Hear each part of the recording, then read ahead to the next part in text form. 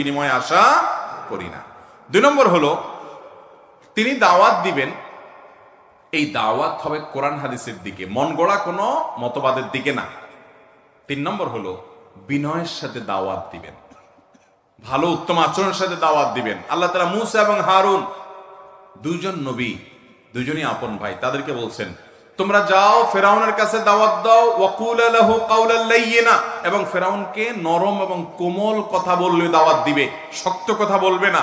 ফেরাউনের মতো খারাপ মানুষ দুনিয়াতে কেউ নাই, তাকে যদি দাওয়াত দিতে গিয়ে আল্লাহর নবী মূসা আর হারুনকে আল্লাহ নরম ভাষা দিতে বলে, তাহলে আপনি কিভাবে ভাষা খারাপ করে রুক্ষভাবে দাওয়াতি কাজ করেন?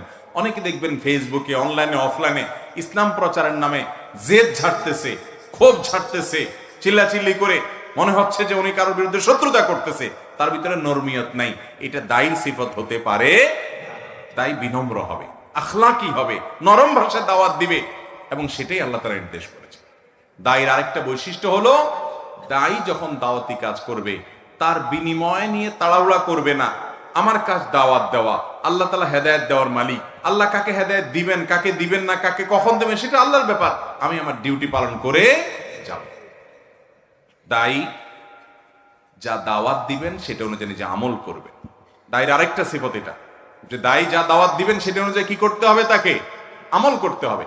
ফেসবুকের দায়ী যারা আমরা, বেশিরভাগ অনেক ফেসবুক দায়ী